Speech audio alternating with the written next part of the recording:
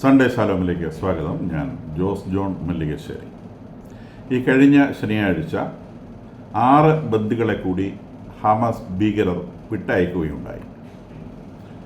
എല്ലാ പ്രാവശ്യവും ചെയ്തതുപോലെ തന്നെ സ്റ്റേജിൽ നിർത്തി ഷോയൊക്കെ നടത്തി അവരുടെ മുദ്രാവാക്യങ്ങൾ വിളിപ്പിച്ച് ഒക്കെ തന്നെയാണ് ഈ ബന്ദികളെ തിരിച്ച് റെഡ് ക്രോസിനെ ഏൽപ്പിക്കുകയുണ്ടായത്.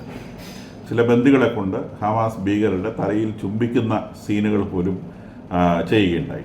ഈ ബന്ദികളൊക്കെ തിരിച്ചെത്തിയ ശേഷം ഇതിന് മുൻപെത്തിയവരും ഇവരാരും നോർമലായിട്ടുള്ള മാനസികാവസ്ഥയിലല്ല, നോർമലായിട്ട് റെസ്പോണ്ട് ചെയ്യാൻ കഴിയുന്ന ആളുകളല്ല എന്ന് പിന്നീട് കണ്ടെത്തിയിട്ടുണ്ട്.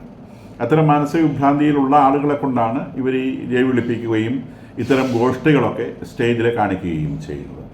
അതിനു മുൻപ് വ്യാഴാഴ്ച ഒരു അമ്മയുടെയും 2 പിഞ്ചു ശിശുക്കളുടെയും മൃതശരീരങ്ങൾ, ഇവർ പിടിച്ചുകൊണ്ടുപോയ ഒരു അമ്മയുടെയും 2 പിഞ്ചു ശിശുക്കളുടെയും മൃതദേഹങ്ങൾ കൈമാറിയിരുന്നു. കൂടെ ഒരു വൃദ്ധൻ്റെ മൃതദേഹവും കൈമാറിയിരുന്നു. 4 മൃതദേഹങ്ങൾ.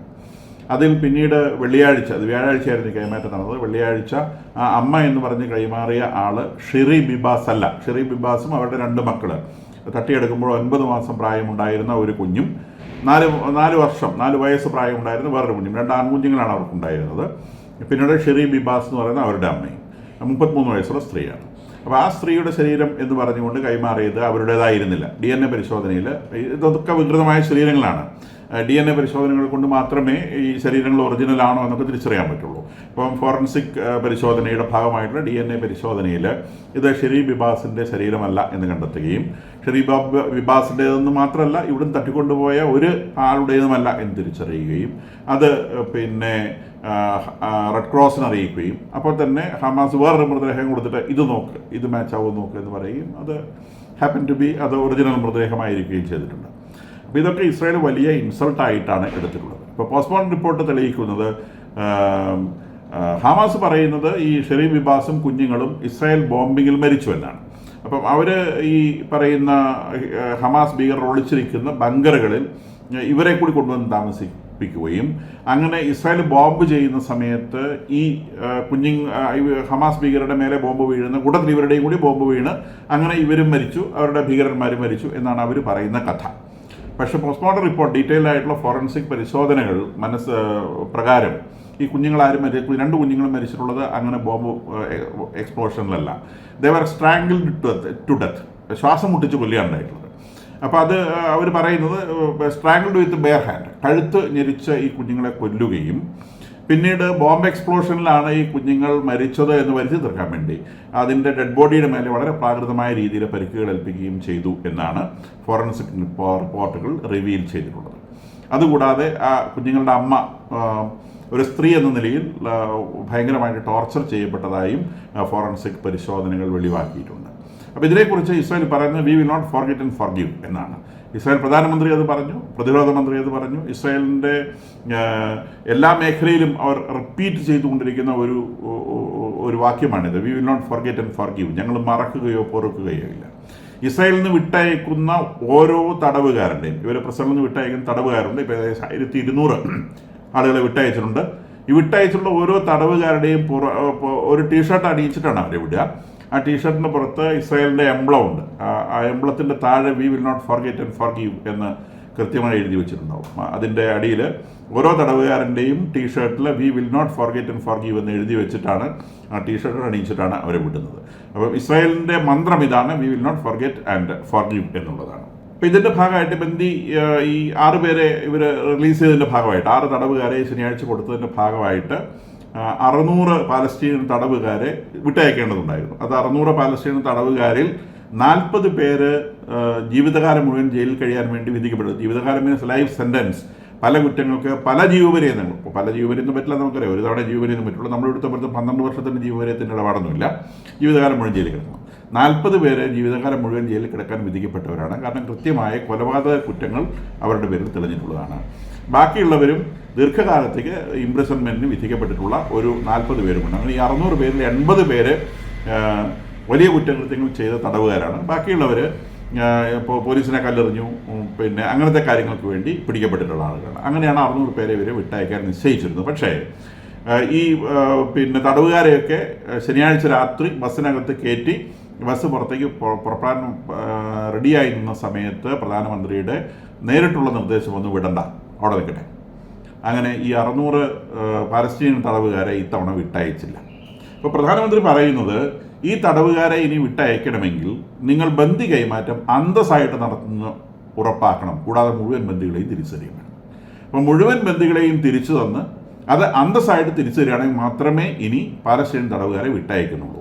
ഇദ്ദേഹം പറയുന്നത് ഈ കുഞ്ഞുങ്ങളുടെയും അമ്മയുടെയും ശവം വെച്ചുകൊണ്ട് ഇവർ നടത്തിയ ഈ ഷോ, ആ ഷോ ആണ് ഇസ്രായേലിനെ പ്രകോപിപ്പിച്ചതെന്നാണ് പ്രധാനമന്ത്രി പറയുന്നത്. അതുകൊണ്ട് അന്തസ്സായിട്ട് ഇത്തരം കൈമാറ്റം നിങ്ങൾ ചെയ്യാത്തിടത്തോളം കാലം ഇനി ബന്ദികളെ പ്രിസണേഴ്സിനെ വിട്ടയക്കുന്ന പ്രശ്നമില്ല.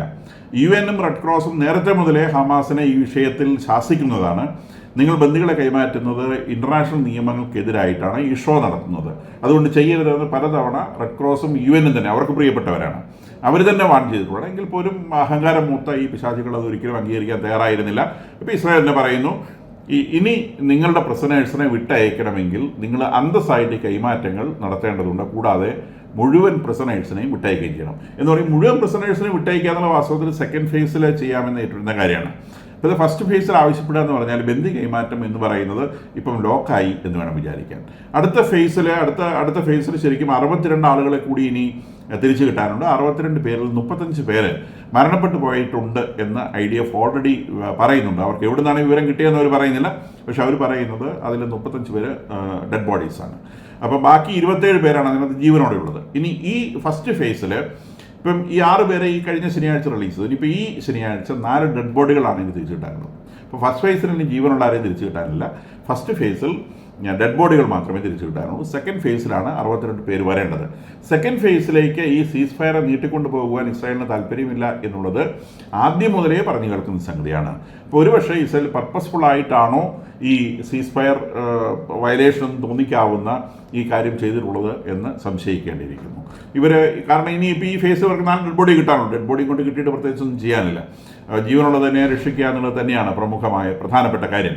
അപ്പം മാത്രമല്ല കുഞ്ഞുങ്ങൾ ഡെഡ് ബോഡി കിട്ടുകയും ചെയ്തു. അപ്പം ഇനി ഇസ്രായേലിനെ സംബന്ധിച്ച് യുദ്ധം തുടരും. We are ready to resume the war എന്നാണ് ഇസ്രായേൽ പ്രതിരോധ മന്ത്രി ഇന്നലെ പറഞ്ഞത്. ഞങ്ങൾ യുദ്ധം തുടരാൻ ഉറപ്പിച്ചു കഴിഞ്ഞു എന്നാണ്. അപ്പം അതിൻ്റെ വേറെ ഭാഗം നടക്കുന്നുണ്ട്. വെസ്റ്റ് ബാങ്കിൽ ഇസ്രായേലിൻ്റെ ടാങ്കുകൾ പ്രവേശിച്ചു കഴിഞ്ഞു. അതിൻ്റെ ബാക്ക്ഗ്രൗണ്ട് എന്ന് പറയുന്നത് കഴിഞ്ഞ വ്യാഴാഴ്ച ഈ കുഞ്ഞുങ്ങളുടെ ഡെഡ് ബോഡി കൈമാറിയ അന്ന് രാത്രി ഏകദേശം 9:30 മണിക്ക് ടെൽ അവീവിനടുത്തുള്ള ഒരു സ്ഥലത്ത് 3 ബസ്സുകളിൽ പാർക്ക് ചെയ്തിരുന്ന 3 ബസ്സുകളിൽ ബോംബുകൾ പൊട്ടിത്തെറിക്കുകയുണ്ടായി. ഈ ബോംബുകൾ പിന്നീട് പരിശോധനയിൽ വെസ്റ്റ് ബാങ്കിലെ ഭീകരന്മാർ ഉപയോഗിക്കുന്ന ബോംബുകൾക്ക് സമാനമാണെന്ന് തിരിച്ചറിഞ്ഞു. അപ്പോൾ വെസ്റ്റ് ബാങ്കിലെ ഭീകര സംഘടനകൾ ഈ ബസ്സിനകത്ത് ബോംബുകൾ പ്ലാന്റ് ചെയ്തു എന്നാണ് ഇസ്രായേൽ നറേറ്റീവ്. അതിനകത്ത് അത് രാവിലെ പൊട്ടാൻ വേണ്ടി വെച്ചിരുന്ന ബോംബുകളായിരുന്നുവെന്നും AM എന്നതിന് പകരം ടൈം ബോംബുകളിൽ PM എന്ന് ഫീഡ് ചെയ്തതിൻ്റെ പേരിൽ ഈ ബോംബുകൾ രാത്രി പൊട്ടി, അതുകൊണ്ട് ആൾനാശം ഉണ്ടായില്ല എന്നാണ് ഇസ്രായേൽ പറയുന്നത്. എന്തായാലും ബോംബുകൾ പൊട്ടി എന്നുള്ളത് വാസ്തവമാണ്. അത് രാത്രിയിലാണ് പൊട്ടിയതെന്നുള്ളതും വാസ്തവമാണ്. ആർക്കും മുറിവേറ്റിട്ടില്ല എന്നുള്ളതും വാസ്തവമാണ്. അപ്പോൾ ഇത് ഇസ്രായേൽ നറേറ്റീവ് അത്രത്തോളം വിശ്വസനീയമാണോ എന്ന് സംശയമുണ്ട്. കാരണം AM PM ഒക്കെ മാറിപ്പോകാനുള്ള സാധ്യത കുറവാണ്. കാരണം ഭീകരപ്രവർത്തനം ചെയ്യുന്നവന്മാരും അവരുടെ സ്ഥിരം തൊഴിൽ ഇതാണ്. അപ്പോൾ അവർ വളരെ ട്രെയിൻഡ് ആയിട്ടുള്ള ആളുകളാണ്. മാത്രമല്ല ഇസ്രായേലിൽ ഇങ്ങനെ ഒരു ഹൈലി അലേർട്ടാണ്, രാജ്യം ഹൈലി അലേർട്ടാണ്. അങ്ങനെ ഹൈലി അലേർട്ടായിട്ടുള്ള ഒരു സമയത്ത് ഇങ്ങനെ ടെൽ അവീവിൽ, ഇസ്രായേലിൻ്റെ ക്യാപിറ്റൽ തന്നെയാണ്, ഇപ്പോൾ ക്യാപിറ്റൽ വർക്ക് ചെയ്യുന്നത് ജെറുസലേമിലാണ് എങ്കിൽ പോലും ടെൽ അവീവും വലിയ സെക്യൂരിറ്റിയുള്ള സിറ്റിയാണ്. ആ സിറ്റിയിൽ പോയിട്ട് 3 ബസ്സുകളിൽ ബോംബുകൾ പ്ലാന്റ് ചെയ്യുക എന്നുള്ളത് നടപ്പുള്ള കാര്യമാണോ എന്നുള്ളതും അത്ര വിശ്വസനീയമായിട്ട് തോന്നുന്നില്ല. എന്തായാലും ശരി, ഇതിൻ്റെ പേരിൽ ഇസ്രായേലിൻ്റെ ടാങ്ക് വ്യൂഹങ്ങൾ വെസ്റ്റ് ബാങ്കിലേക്ക് എരച്ചു കയറിയിട്ടുണ്ട്. ധാരാളം ടാങ്കുകൾ, ഇസ്രായേൽ ടാങ്കുകൾ ടെൽ അവീവിലേക്ക് എരച്ചു കയറിയിട്ടുണ്ട്. 20 വർഷത്തിന് ശേഷമാണ് ഇസ്രായേൽ ടാങ്കുകൾ വെസ്റ്റ് ബാങ്കിലേക്ക് പ്രവേശിക്കുന്നത്. അപ്പോൾ വെസ്റ്റ് ബാങ്കിൽ ഈ യുദ്ധസമാനമായ സാഹചര്യം നിലനിൽക്കുകയാണ്. വെസ്റ്റ് ബാങ്കിലുള്ള ഏത് പ്രവർത്തനത്തെയും ചെറുക്കാൻ തക്ക രീതിയിലുള്ള മിലിറ്ററി ഡിപ്ലോയ്മെൻറ്റ് അവരവിടെ നടത്തി കഴിഞ്ഞു. ഇനി ഗാസയിലാണെങ്കിൽ ഞങ്ങൾ യുദ്ധത്തിന് റെഡിയാണ് എന്നാണ് ഇസ്രായേൽ സേന പറയുന്നത്, ഇസ്രായേൽ പ്രതിരോധ മന്ത്രിയും പറയുന്നത്. കൂടാതെ IDF-ൻ്റെ മുഴുവൻ വിഡ്രോവലും ഈ സെക്കൻഡ് സ്റ്റേജിൽ ഇനി സംഭവിക്കേണ്ട കാര്യം, ഇനി ഇസ്രായേലിൻ്റെ ഭാഗത്ത് നിന്ന് സെക്കൻഡ് സ്റ്റേജിൽ സംഭവിക്കേണ്ട കാര്യം ഒരു പെർമനൻറ്റ് സീസ് ഫയറും മുഴുവൻ ഇസ്രായേൽ പട്ടാളവും അവിടുന്ന് വിഡ്രോ ചെയ്യുക എന്നുള്ളതാണ് സെക്കൻഡ് സ്റ്റേജിൽ വരേണ്ടത്. അപ്പം ഒരു മുഴുവൻ സീസ് ഫയറിന് ഇസ്രായേൽ തയ്യാറല്ല, ഇസ്രായേൽ പട്ടാളത്തെ അവിടുന്ന് പിൻവലിക്കാൻ ഉദ്ദേശിക്കുന്നുമില്ല എന്നാണ് ഈ സീസ് ഫയർ ഇവിടെ ലോക്കാക്കുക വഴി ഇസ്രായേൽ കൊടുക്കുന്ന മെസ്സേജ് എന്നാണ് മനസ്സിലാക്കേണ്ടത്. അങ്ങനെയാണെങ്കിൽ ദ വാർ വിൽ റെസ്യൂം, അത് എന്നത്തേക്ക് തുടങ്ങും, ഏത് രീതിയിൽ തുടങ്ങും എന്ന് നമുക്ക് പറയാൻ കഴിയില്ല. പക്ഷേ ആ നിലയിലാണ് ഇപ്പം അവിടെ കാര്യങ്ങൾ പോയി നിൽക്കുന്നത് എന്നേ നമുക്ക് പറയാൻ സാധിക്കും. അതിൻ്റെ കൂട്ടത്തിൽ ഇപ്പം ലബനോണിൽ ഹാസൻ നാസറുള്ളയുടെ ശവശരീരം എന്ന് വിചാരിക്കുന്ന ഒരു സംഗതി ഇന്നലെയാണ് അവർ ശവസംസ്കാരം ചെയ്തത്. ഹാസൻ നാസറുള്ള മുഴുവൻ പീസായി പോയിട്ടുണ്ട്. അദ്ദേഹം താമസിച്ച കെട്ടിടത്തിനുള്ള 80 ബോംബുകളാണ് അവർ കൊണ്ടിട്ടത്. അത് മുഴുവൻ പൊടിയും പൊട്ടുമായി പോയിരുന്നു. അതിനകത്ത് എങ്ങനെ ഒരു നാസറുള്ള ഡെഡ് ബോഡി റിക്കവർ ചെയ്തു എന്നറിയാൻ പാടില്ല. എന്തായാലും മൂടി പൊതിഞ്ഞ് കെട്ടിയ ഒരു സംഗതി ഇന്നലെ അവർ ക്രീമേറ്റ് ചെയ്തിട്ടുണ്ട്. ഈ ക്രീമേഷൻ വലിയൊരു സെറിമണി ആക്കിയിരുന്നു അവർ. 50,000-ഓളം ആളുകൾ ഒരു സ്റ്റേഡിയത്തിലാണ് ഇതിൻ്റെ ക്രിമേഷൻ സെറിമണി അറേഞ്ച് ചെയ്തിരുന്നത്. 50,000 ആളുകൾ കൊള്ളുന്ന ഒരു സ്റ്റേഡിയത്തിലാണ് അത് ചെയ്തത്. ആ സ്റ്റേഡിയം ഏകദേശം ഫുള്ളായിട്ട് ആളുകൾ വന്നിട്ടുണ്ടായിരുന്നു. ബഹുഭൂരിഭാഗം സ്ത്രീകളായിരുന്നു. പക്ഷേ അതിനകത്ത് ഏറ്റവും ശ്രദ്ധേയമായ കാര്യം ഹിസ്ബുള്ളയുടെ ഒരു നേതാവ് പോലും ഈ പരിപാടിക്ക് ഉണ്ടായിരുന്നില്ല. കാരണം അവർക്കറിയാം തല പുറത്ത് കാണിച്ചാൽ അത് അവിടെ ഉണ്ടാവില്ല എന്നുള്ളത് നല്ല ഉറപ്പുണ്ട്. അവിടെ ഇരുന്ന ഈ 50,000 ആളുകളുടെ കൂട്ടത്തിൽ മൊസാദിൻ്റെ ആളുകളും ഉണ്ടാവുമെന്നും തല പുറത്തുണ്ടെങ്കിൽ ഉറപ്പായിട്ടും അത് തെറിച്ചിട്ടുണ്ടാവുമെന്ന് ഉറപ്പുള്ളത് കൊണ്ടായിരിക്കാം ഈ 50,000 പേരവിടെ എത്തിയിട്ടും ഹിസ്ബുള്ളയുടെ ഒരു ഒഫീഷ്യൽ പോലും അവിടെ ഉണ്ടായിരുന്നില്ല. ഇറാനിൽ നിന്ന് സ്പീക്കറും ലെബനോണിൻ്റെ വിദേശകാര്യമന്ത്രിയുമൊക്കെയാണ് ഈ ക്രീമേഷൻ സെറിമണിയിൽ ലീഡർഷിപ്പ് കൊടുത്തിട്ടുള്ളത്. അപ്പം അത് ഒരു ഷോയാണ്. ഇപ്പോൾ ഇവർ ഇതിനകത്ത് വിളിച്ചു പറഞ്ഞ മുദ്രാവാക്യങ്ങൾ death to Israel, death to America, and we will respond your call Nasrallah എന്നാണ്. അതായത് അമേരിക്കയ്ക്ക് മരണം, ഇസ്രായേലിന് മരണം, നാസറുള്ളയുടെ ആഗ്രഹം ഞങ്ങൾ പൂർത്തിയാക്കും എന്നാണ് ഈ 50,000 വരുന്ന ജനം വിളിച്ചു കൂവിയത്. അപ്പോൾ അതിന് ഒരു മറുപടി എന്ന നിലയിൽ ഇവരുടെ ഈ സെറിമണി നടക്കുന്ന സമയത്ത് തന്നെ ഇസ്രായേലിൻ്റെ ഫൈറ്റർ ജെറ്റുകൾ ഈ ആളുകളുടെ തലയ്ക്ക് മുകളിൽ വലിയ ബഹളം കൂട്ടി പറക്കുകയുണ്ടായി. ഒരു 10-20 വിമാനങ്ങൾ അതിൻ്റെ ചുറ്റുവട്ടത്തിൽ പറന്ന് വലിയ ബഹളം ഉണ്ടാക്കുകയും, കൂടാതെ ടയർ എന്ന് പറയുന്നത് ഇസ്രായേലിൻ്റെ സൗത്ത് വെസ്റ്റിലുള്ള തുറമുഖമാണ്. ടയർ പ്രധാനപ്പെട്ട തുറമുഖമാണ്. ടയറിൽ പിന്നെ ഇസ്രായേൽ വലിയ സ്ഫോടനമൊക്കെ സംഘടിപ്പിച്ച സ്ഥലമാണത്. അവിടെ ഇന്നലെ ഒരു ഹെവി ബോംബിംഗ് ഇസ്രായേൽ നടത്തിയിട്ടുണ്ട്. അത് പിന്നെ ഹിസ്ബുള്ളയുടെ ബോംബ് ശേഖരങ്ങൾ കണ്ടെത്തിയെന്നാണ് ഇസ്രായേൽ അവകാശപ്പെടുന്നത്. എന്തായാലും ഇദ്ദേഹത്തിൻ്റെ ശവസംസ്കാരമായിട്ട് ബന്ധപ്പെട്ട് ചിലപ്പം കുറച്ച് പടക്കം പൊട്ടിച്ചാവാനും സാധ്യതയുണ്ട്. എന്തായാലും അവിടെ ഒരു ഹെവി ബോംബിംഗ് ഇന്നലെ നടത്തിയത്. അതായത് ലെബനോണിലും ഒരു യുദ്ധസമാനമായ സാഹചര്യം ഇസ്രായേൽ സൃഷ്ടിച്ചു നിർത്തിയിട്ടുണ്ട്.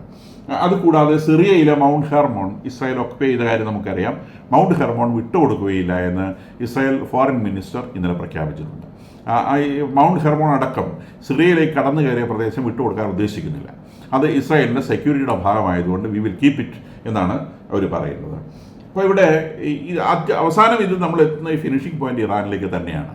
ഇറാനിലെ ഇബ്രാഹിം ജബ്ബാരി എന്ന് പറയുന്ന ഇറാൻ റവല്യൂഷണറി ഗാർഡിൻ്റെ ജനറലായിട്ടുള്ള ആൾ, അദ്ദേഹം പറഞ്ഞത് operation true promise 3 will be carried out at the right time with precision and on a scale sufficient to destroy Israel and to release Tel Aviv and Haifa എന്നാണ് അദ്ദേഹം പറഞ്ഞത്.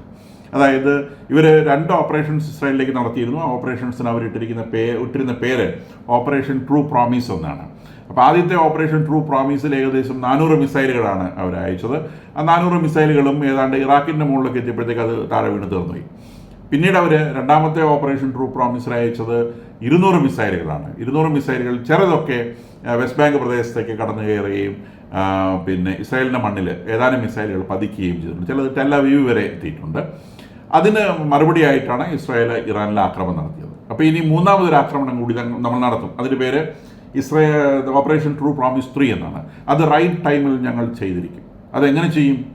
ഇസ്രായേലിനെ ഞങ്ങൾ നശിപ്പിക്കുമെന്ന് മാത്രമല്ല, ടെൽ അവീവും ഹാഫിയ എന്ന് പറയുന്ന നഗരവും ടെൽ അവീവിന് അടുത്തുള്ള നഗരവും അത് റൈസ് ചെയ്യും, എന്നാൽ ഷേവ് ചെയ്ത് നിൽക്കും എന്നാണ് പറഞ്ഞിരിക്കുന്നത്.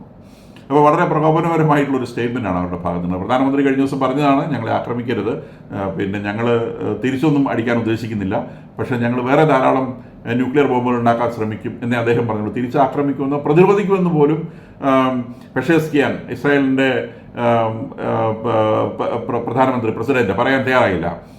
പിന്നെ അദ്ദേഹം പറഞ്ഞത് പ്രതിരോധിക്കുമെന്ന് പോലും പറഞ്ഞില്ല, തിരിച്ചാക്രമിക്കുമെന്നല്ല, പ്രതിരോധിക്കുമെന്ന് പോലും പറഞ്ഞില്ല. അദ്ദേഹം പറഞ്ഞത് ഞങ്ങളുടെ ന്യൂക്ലിയർ സൈറ്റുകൾ നിങ്ങൾ ആക്രമിച്ച് നശിപ്പിച്ചാൽ ഞങ്ങൾ അതുപോലെ ധാരാളം പുതിയ ന്യൂക്ലിയർ സൈറ്റുകൾ ഉണ്ടാക്കാൻ ശ്രമിക്കും എന്നാണ് അദ്ദേഹം പറഞ്ഞത്. പക്ഷേ ഇവിടെ ഈ ഇറാൻ റവല്യൂഷണറി ഗാർഡ് കോർപ്സ് എന്ന് പറയുന്നത് ഖമേനിയുടെ സ്വന്തം ഫോഴ്സാണ്. അപ്പോൾ അതിൻ്റെ ജനറൽ പറയുന്നത് ഞങ്ങൾ ഇസ്രായേലിനെ അങ്ങ് ഷേവ് ചെയ്ത് കളയും എന്നാണ് പറയുന്നത്, ഷേവ് ചെയ്ത് നീക്കും എന്നാണ് പറയുന്നത്. അപ്പോൾ അതിന് മറുപടിയായിട്ട് Israel foreign minister Gideon Saar വളരെ ശബ്ദം താഴ്ത്തി ഒരു മറുപടി പറഞ്ഞിട്ടുണ്ട്. If a enemy says his goal is to annihilate you, believe him, we are ready. If your enemy says his goal is to annihilate you, believe him, we are ready. അതായത് നിങ്ങളുടെ ശത്രു നിങ്ങളെ ഈ ഭൂമുഖത്ത് നിന്ന് ഇല്ലാതാക്കണം എന്നാണ് അവൻ്റെ ലക്ഷ്യമെന്ന് അവൻ പറയുന്നുണ്ടെങ്കിൽ അവനെ വിശ്വസിക്കണം. ഇറാൻ ഇത് പറയുന്നുണ്ടെങ്കിൽ ഇറാൻ അത് ചെയ്യാൻ ഉദ്ദേശിക്കുന്നുണ്ട് എന്ന് നിങ്ങൾ മനസ്സിലാക്കണം. അതാണ് അവർ ചെയ്യാൻ ഉദ്ദേശിക്കുന്നത്. അവസാനം അദ്ദേഹം പറഞ്ഞത് വി ആർ റെഡി, ഞങ്ങൾ റെഡിയാണ്, നിങ്ങൾ തുടച്ചു നീക്കാൻ വന്നോളൂ എന്നാണ് അദ്ദേഹം പറഞ്ഞത്. ഇറാന് കിട്ടാനുള്ള ഉടനെ കിട്ടും എന്നാണ് ഇതിൽ നമ്മൾ മനസ്സിലാക്കേണ്ടത്. അപ്പോൾ ഇസ്രായേൽ ഇപ്പോൾ ചെയ്യുന്നത് ഇറാൻ്റെ കൈകളിൽ പൂർണ്ണമായും നശിച്ചു പോകാതെ നിൽക്കുന്ന ഹമാസ് ഈ വെസ്റ്റ് ബാങ്കിലുണ്ട്, ഗാസയിലുണ്ട്. അതുകൊണ്ടാണ് ഇസ്രായേൽ പട്ടാളം ഇനി വെടിനിർത്തൽ വേണ്ട, അവിടെ പണി അങ്ങോട്ട് തുടരാം, അപ്പോൾ ഹമാസിനെ ട്രിം ചെയ്ത് നിർത്തേണ്ടതുണ്ട്. അതുകൊണ്ടാണ് വെസ്റ്റ് ബാങ്കിൽ ടാങ്കുകൾ പ്രവേശിച്ചിരിക്കുന്നത്. ഹമാസിൻ്റെ ഭാഗത്തു നിന്ന് എന്തെങ്കിലും അനക്കം, അവിടെയുള്ള കുറേ റിബേലിയൻ ഫോഴ്സുകളുണ്ട്, പ്രധാനപ്പെട്ടത് ഇറാൻ്റെ പ്രധാനപ്പെട്ട കൈ ഹമാസ് തന്നെ, അവിടെ നിന്ന് എന്തെങ്കിലും ഒരു അനക്കം ഉണ്ടായാൽ അതിനെ അപ്പോഴേ തീർക്കാൻ വേണ്ടിയാണ് വെസ്റ്റ് ബാങ്കിലും ഗാസയിലും മിലിറ്ററി പ്രസൻസ് ഇതുപോലെ നടത്തിയിട്ടുള്ളത്. ലെബനോണിൽ ഹിസ്ബുള്ളയുടെ എന്തെങ്കിലും കൊമ്പ് ബാക്കിയുണ്ടെങ്കിൽ അവൻ തല പൊക്കുമ്പോഴേ വെട്ടിക്കളയാനാണ് അവിടെ റെഡിയായിട്ട് നിൽക്കുന്നതും അവിടെ ആക്രമണം തുടർന്ന് വെച്ചിട്ടുള്ളതും. സിറിയ ഓൾറെഡി ഭരണം മാറിയിട്ടുണ്ട്, എങ്കിൽ പോലും പൂർണ്ണമായും വിശ്വസിക്കാനാവില്ല എന്ന് ഉറപ്പുള്ളത് കൊണ്ടാണ് സിറിയയിലും അവർ പറയുന്നത് ഞങ്ങളിവിടെ തന്നെ ഉണ്ടാവും. അപ്പോൾ ലക്ഷ്യം ഏതാണ്? ലക്ഷ്യം ഇറാൻ തന്നെയാണ്. അപ്പോൾ ഇറാനെ ലക്ഷ്യം വെച്ചുകൊണ്ടാണ് ഈ പ്രവൃത്തികളെല്ലാം നടക്കുന്നതെന്ന് വിചാരിക്കണം. എൻ്റെ ഒരു കാൽക്കുലേഷനിൽ വിത്തിൻ 1 month ഇറാന് കിട്ടാനുള്ളത് കിട്ടും എന്ന് ഞാൻ വിചാരിക്കുന്നു.